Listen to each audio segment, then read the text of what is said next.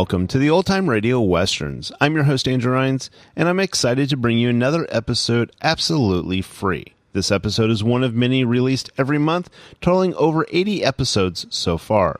Each one is meticulously digitally restored and stored in the cloud for your convenience, a process that incurs costs. To help cover these expenses, you might hear some advertisements throughout the episode. While we do retain the original commercials for historical authenticity, you may also encounter modern ads, which help keep the lights on. If you prefer an ad-free experience, we offer a couple options. You can listen to the episodes on YouTube, where they don't include the audio ads, although YouTube may provide their own ads on their platform. Alternatively, you can also support us by becoming a patron on our Patreon page. For more information, go to otrwesterns.com/donate. Again, otrwesterns.com/donate. I do want to emphasize that we are committed to providing this content to you for free, but also we have to be transparent about the financial realities to bringing this to you. To those of you who are already supporting us, we extend our heartfelt thanks. Your contributions make it possible for us to continue doing what we love. And as a final note, I did want to mention one last thing. If you are paying for a service, let's say like Audible, and you're listening to this show on that site, they do not provide any financial or monetary means to this podcast. We provide it to them as a way for you to be able to listen, but they don't help us in any way. So again, thank you to everybody who is already supporting, and those of you who want to support us in the future, I deeply appreciate it. Now, let's get into this episode.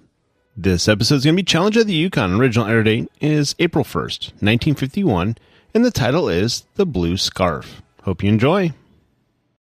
The Challenge of the Yukon. It's Yukon King, swiftest and strongest lead dog of the Northwest, blazing the trail for Sergeant Preston of the Northwest Mounted Police in his relentless pursuit of lawbreakers. On King! On, you husky!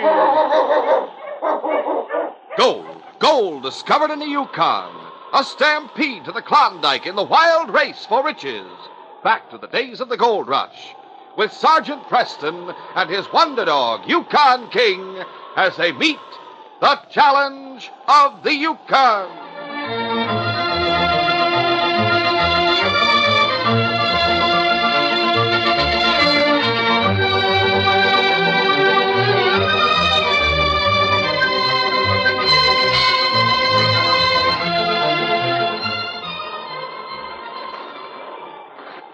It was nearly dark, and the snow was falling heavily as Teddy Woods, just 14, rounded the corner of the barn in back of the Northern Lights Cafe, headed for the dog run. There was only one dog in one of the runs, a beautiful white Siberian, and Teddy greeted him as an old friend. Hiya, Flash. Hungry? Oh, bet you are. The way Bat starves you is a crime. I brought you a big bone with lots of meat on it. There, see? What? At that moment, Bat Milan, the owner of the Northern Lights, and Scar Morency, his chief lieutenant, stepped out of the back entrance of the cafe. Bat saw the boy and hurried toward him. Young Woods, huh? What are you doing with that meat? Nothing, Mr. Milan. You were going to give it to Flash. It's only a bone. I've warned you to keep away from that dog, haven't I? I wasn't going to touch him. Can you imagine it, Sky? Here I got the makings of the best fighting dog in the Yukon, and this kid tries to make a pet of him. Flash isn't a fighting dog. There's nothing mean about him at all. There wouldn't be if you had your way. Just no sense in starving him and beating him. I'll train him the way I see fit. You had your last warning to keep away from him. I'll fill you full of buckshot the next time I see you here. This time you get off with a clot in the head. Oh! Now get out of here. I won't promise any. That's the kid who works for Lige Hogan, isn't it? Yeah, sleeps in the back of the store. Lights took him in when his paw died. Well, Flash don't like the way you treated him. He sounds plenty mean now. I'll fix him. What are you going to do? Teach him who's boss. Come on, Flash. Now, where are you taking him? Into the barn, away from dogs and people. I'll tie him up in there. That's a good idea. And maybe you'll have time to listen to me. It's true. Rube Caldwell's here, and he's coming over to the cafe as soon as he's had supper. That means trouble in New York. An hour later, Teddy Woods returned to the rear of the Northern Lights. He saw the vacant run, but at the same time, he heard Flash howling inside the barn. He went straight to the door. There was no lock on it, and he entered the building. Hello, Flash. I cut all the meat off the bone. Here it is, boy. Go ahead and eat it. He may own you, but he has no right to make you go hungry. I don't care what he says. I didn't promise anything, and I'm going to bring you something to eat every day, boy. But it can't be a bone, you understand, because even if you bury it in the snow, he might find it. And he'd know I was the one that gave it to you, boy. I'm not afraid of... Flash, that's Bat now, outside. He's coming here. I've got to hide, boy. The loft, Flash. The boy hurried up the ladder to the hayloft. He was out of sight when Bat Milan entered the barn, followed by Scar and Ruth Caldwell. Bat hung the lantern he was carrying on a nail. Well, there's the dog I was telling you about, Roof. It's cold in here. What do you think about the dog? He's all right. I don't know anything about these husky breeds. Let's get back to your office. Why? It's cold here. You got something on your mind, Roof. Yeah, Bat. I got plenty on my mind. Well, this is as good a place to talk as anywhere. We won't be interrupted. I want to talk to you alone. I got no secrets from Scar. Go ahead. No secrets about Frisco? None at all. All right, Bat. And maybe he knows I went to jail for you. We were in on that bank job together, Roof. But I took all the blame because you promised you'd make it up to me when I got out. Well, I intend to do that. Job netted $2,000. You get it all. Cost me nearly $1,000 to come up here. Travel's expensive, huh? Now listen, Bat. You started the Northern Lights with our money. You get that? Our money. That means half of it belongs to me. I don't figure that. Well, I do. Now, from now on, I get 50% of the profits. Or, Or what? you still want Scar to hear this? Go ahead. You come across, Bat, or I'll tell the San Francisco police who killed Matt Barton. 2,000 isn't enough, huh? Nah, why should it be? By rights, I got a half interest in a cafe. Maybe you'd like the whole thing. I said 50-50. But you might change your mind about that. You might come to me some fine day and say, now I want 75%, Bat. 50-50. 75% or I'll tell the police who killed Matt Barton. No, you're wrong, Bat. Roof, you're the only one who knows about Matt. That's right. I can't help thinking I'd sleep better nights if you couldn't tell what you know. Well, Bat, I won't. I said couldn't. Bat, put on the gun. Bat, I'm your old friend, your pal. Don't shoot. Shut up, you mutt. Hey, Scar, take a look outside. See if anybody's coming. Sure.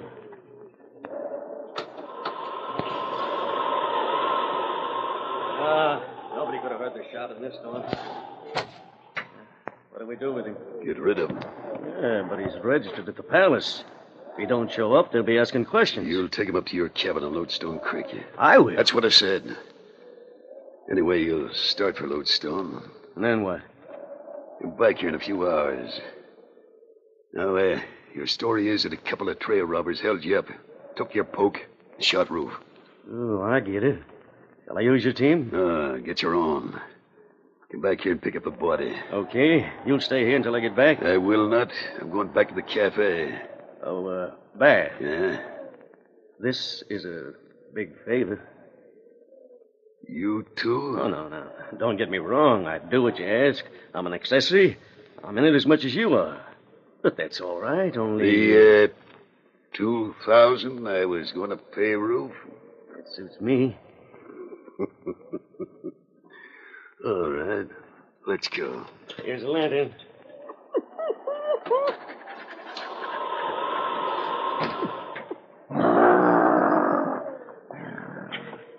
As soon as the men left the barn, Teddy climbed down the ladder. Flash, he's dead.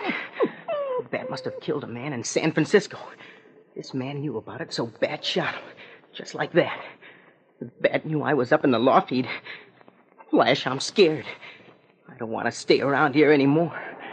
Oh, I wish you and I could go so far away that... Why not? I know of a place. A trapper's cabin that used to belong to Louis Ramo before he went prospecting. Traps there, too. We could trap for a living. And I have a sled and a team. I could get some supplies from Mr. Hogan's store. He owes me wages. I have a key to the store. We could start tonight. We could start tonight, Flash, and no one would ever find us. Bat would never be able to beat you again, and couldn't hurt me. We'll do it, Flash. We'll run away tonight. We have to hurry. Scar will be coming back. Come on, boy. Quiet now. Quiet, Flash.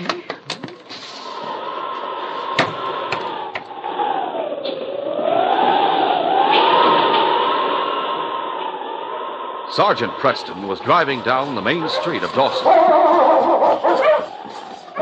King, who was working as a loose lead, breaking the trail through the heavy snow, suddenly swerved aside as they neared the Northern Lights Cafe.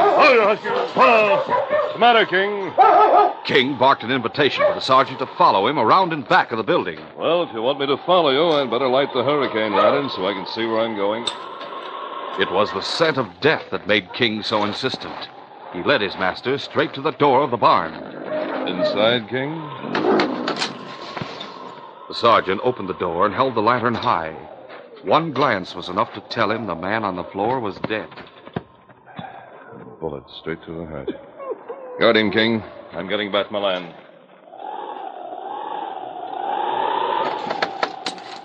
A few minutes later, he returned with the owner of the cafe. You know him, Bat?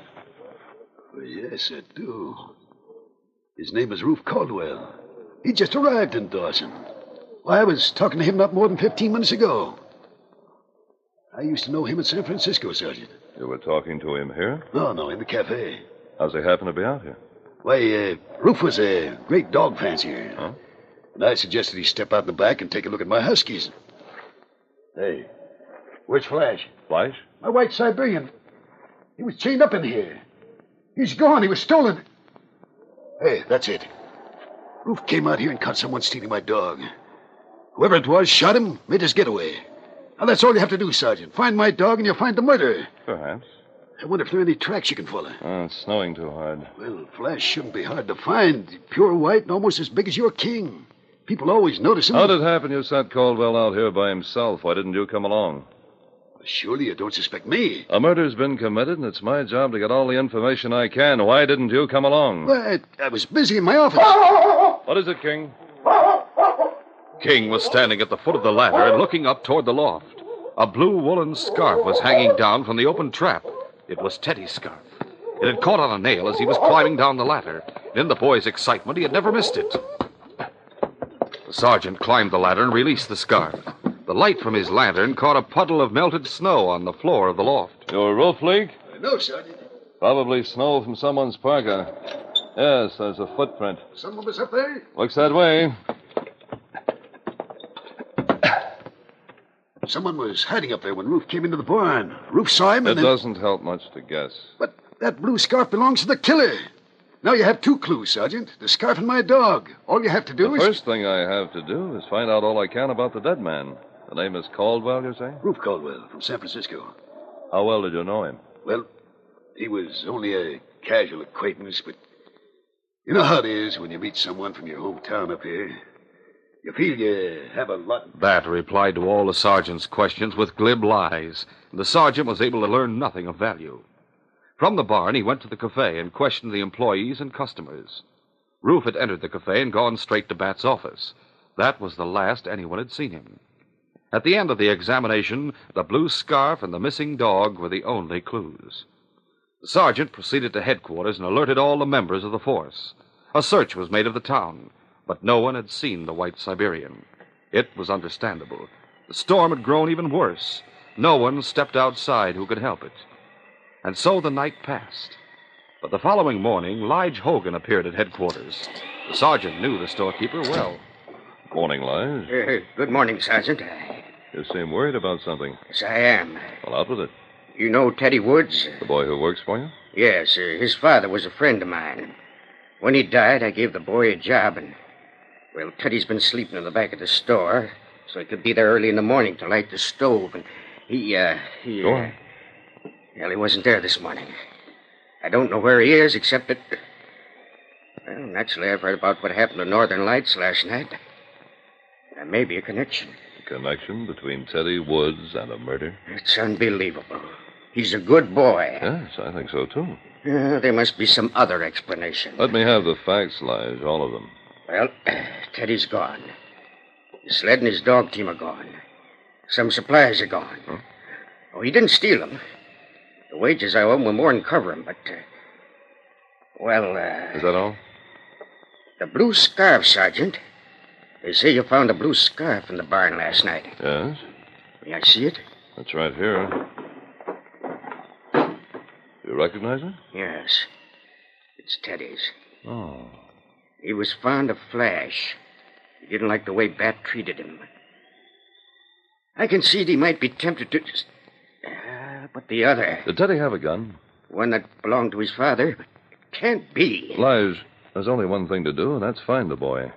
The town's assuming much more than I am. Teddy may have been in the barn, he may have taken Flash, but that doesn't mean he killed Ruth Caldwell. He's only 14. If he were frightened... It takes more than a sudden panic to make anyone commit murder. I don't mind telling you confidentially that I'm not at all satisfied with Bat's testimony. According to the other people at the Northern Lights, he was the last one to see Caldwell alive. Of course, I have no actual evidence against him. I have no actual evidence against Teddy either, but we must find him.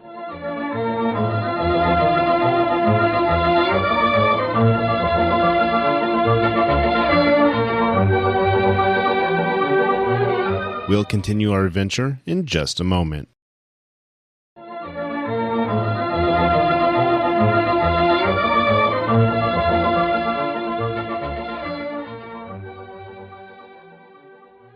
In spite of its growing population, Dawson was still a small town in many ways. It wasn't long before the news spread from mouth to mouth. The blue scarf belonged to Teddy Woods, and Teddy had disappeared. It was Scar who told Bat. So this makes everything all right. How does it? Everybody thinks the kid did it. What happens when they put him on a witness stand? Why, Don't you see? He must have been up in the loft when they shot Ruth. It could have been. It must have been. Melted snow up there. A footprint that was still wet. The sergeant found the body 10 minutes after we left the barn. Think of that time element. And why would the boy be up in the loft if he only came to take the dog? He was hiding. From whom? Why, from us. Yeah. And the Mounties are looking for him already. We've got to find him first. It's easier said than done. It's got to be done. But Teddy wasn't found during the following week, in spite of all the men the Northwest Mounted alerted for the search. And the first clue didn't come to them, but to Bat Milan. Mac Grady drove up to the cabin Scar and Bat shared in the dead of night. Hold on.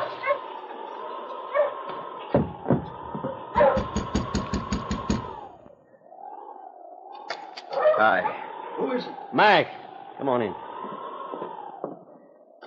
Where'd you find him? No, I told you. I didn't find the boy, but I saw the dog. I was driving through the Black Forest, and he cut across the trail. He stopped for a minute and looked at me. I'm sure it was Flash. Why didn't you follow him? Yeah, I tried to, but I lost him. I looked for a long time, then I decided the best thing to do was to come back here. The forest is big, but if the dog's there, so is the boy. Give me a few more men, we'll make a real search. Cover every foot of ground. Yeah, there's no one else around I can trust. Except you and me. That's right, except us. We'll get back with you, Mike. The three of us can find him. We'll each drive a sled so we can travel fast. All right, let's get going. Though Sergeant Preston had no evidence against Bat, he was keeping him under surveillance, and he learned early the following morning that both Bat and Scar had left town.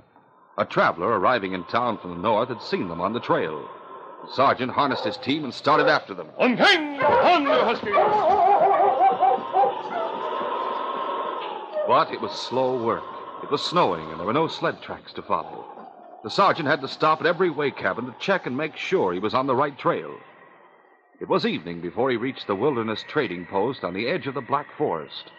There he had supper and prepared to spend the night, for the factor, Hal Morgan, had discouraging information. I'm sure they didn't pass here, Sergeant. They were seen at Three Oaks. They must have turned west between here and there. Sure. They're not going after them now. No, the team needs a rest, and the storm's getting worse. But storm or no storm, it's too hot in here for King. All right, boy. I'll let you out. Go on, Tommy. The sergeant turned King into the run with his teammates, and he burrowed down into the snow beside them.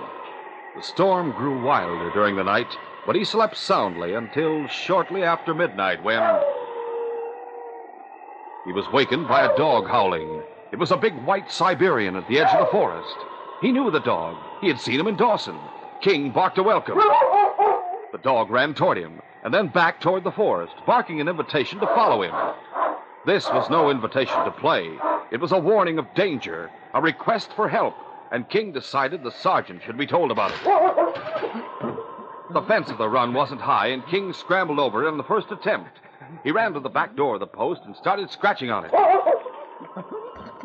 The white dog seemed to realize he was getting help and stood motionless in the middle of the clearing. At last, the door opened. Now what, King? The sergeant saw the white dog. Al, What is it? that's the Siberian I was telling you about. The one that belonged to Bat. One the boy took? And the boy disappeared at the same time, at any rate. He seems to want you to follow him. I shall. I'll come with you. 5 minutes later, the sergeant and Morgan followed King across the clearing. Flash kept 100 feet ahead of them as they plunged into the forest. You ever seen the dog before around here? No, What's in this direction? nothing much.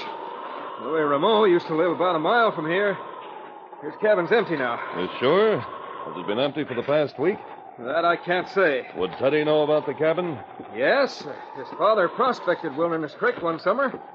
Teddy was with him. That's enough. I'm sure Flash is leading us to him. What about Bat and Scar? They may be after Teddy, too. Yes. They may have found him. I'm afraid of what that might mean.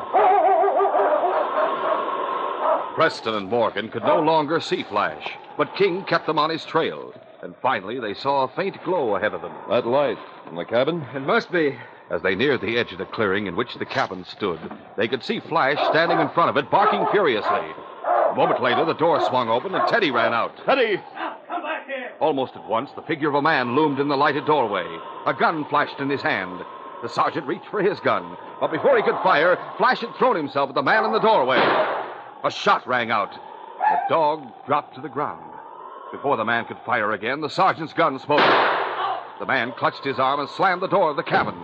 Teddy reached the cover of the trees and ran straight toward the sergeant. Sergeant Preston. You all right, Teddy? Yes, but Flash, he tried to keep Scar from shooting. Who else is in that cabin? Bat, Milan, and Mac.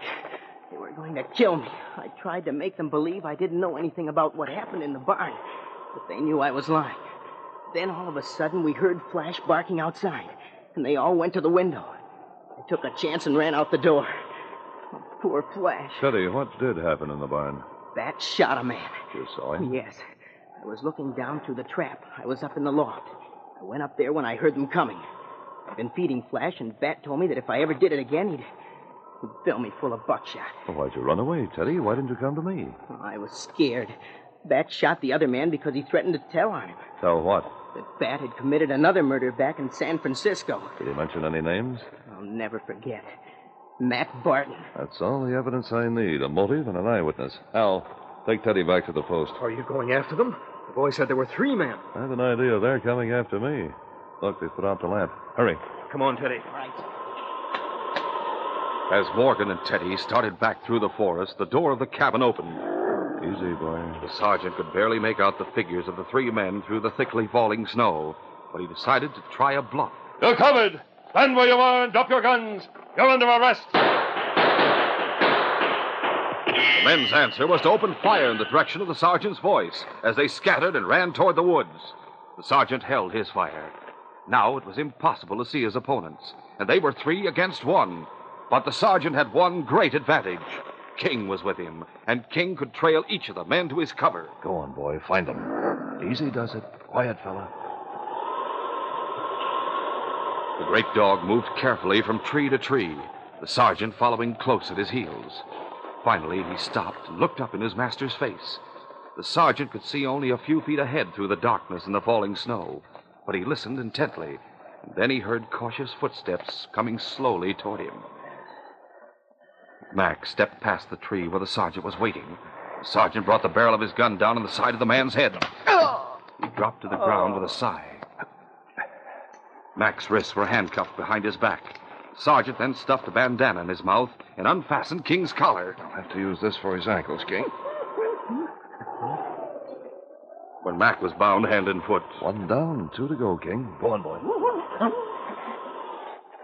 once more the stalking process began. But this time they ran into bad luck. The sergeant stumbled over a rock and hit the trunk of a tree with his shoulder.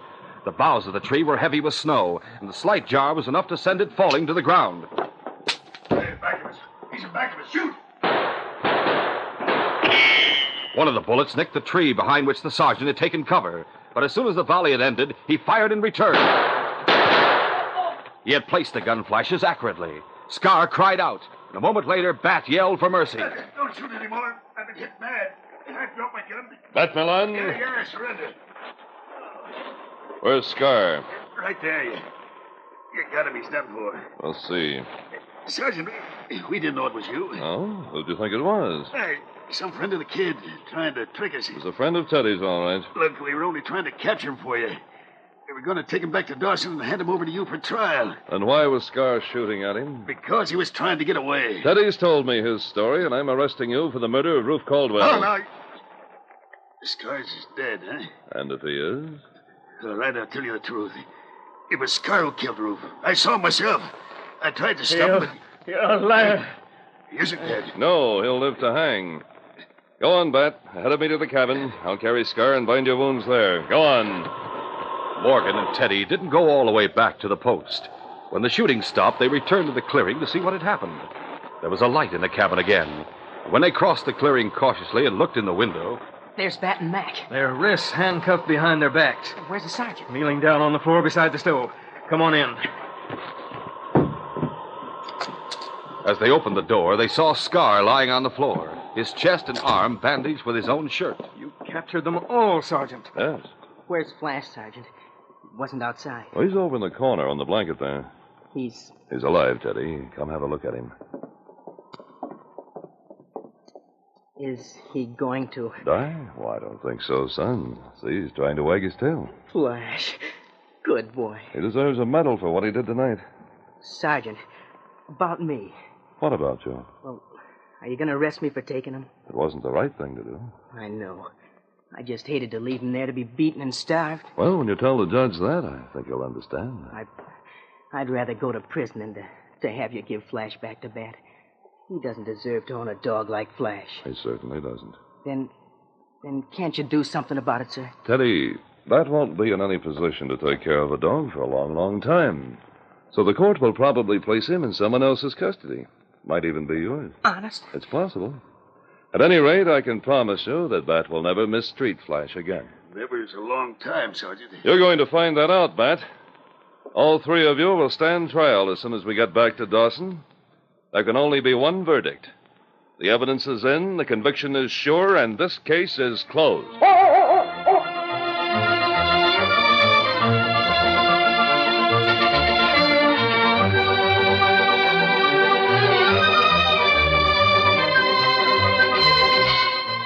In our next adventure, after robbing and killing an old trapper and planning so that the blame would be thrown on the trapper's young partner, the two killers, Mac and Manny, headed south toward Whitehorse. Smash, you huskies! Yeah, it's better for us to take no chances than to get out of Selkirk. I didn't expect that Monty Preston to come to town. Yeah, I know, Mac. He's plenty smart. Liable to find some clue that'll point to us. If he does and he follows, we'll see that he gets what the old man got.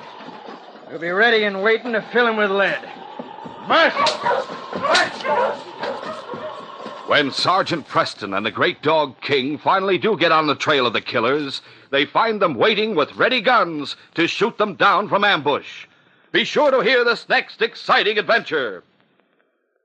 These radio dramas, a feature of the Challenge of the Yukon Incorporated, are created by George W. Trendle, produced by Trendle Campbell Enterprises, directed by Fred Flowerday, and supervised by Charles D. Livingston. The part of Sergeant Preston is played by Paul Sutton. The Challenge of the Yukon is brought to you every Saturday and Sunday.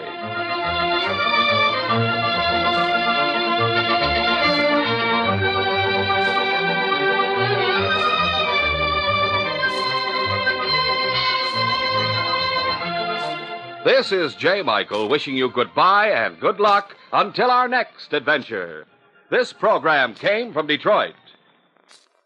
Today's most popular heroes of outdoor adventure are heard every weekday afternoon from 5 to 6 o'clock. Monday, Wednesday, and Friday, Mark Trail roams the wilderness, Clyde Beatty defies the beasts of the jungle, and Victor Borga entertains with 5 minutes of musical laughs. Tuesday and Thursday, they are the Indian hero Straight Arrow riding to uphold justice, Sky King zooming to supersonic action, and Bobby Benson, the cowboy kid, in tales of western daring.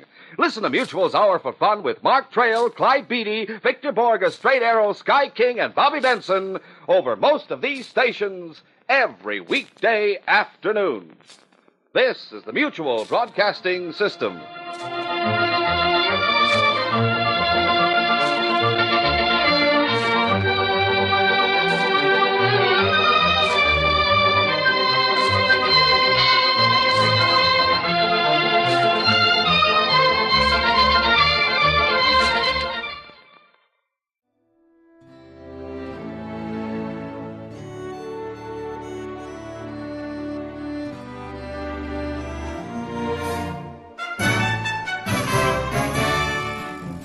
This has been a presentation of OTRWesterns.com, and we hope you enjoyed.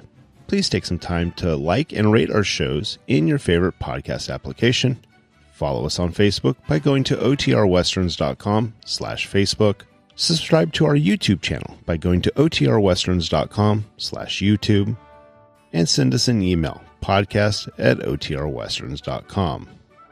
You can call and leave us a voicemail, 707-986-8739. This episode is copyright under the Attribution Non-Commercial Share-alike copyright. For more information, go to OTRWesterns.com/copyright. Have a great day, and thanks for listening.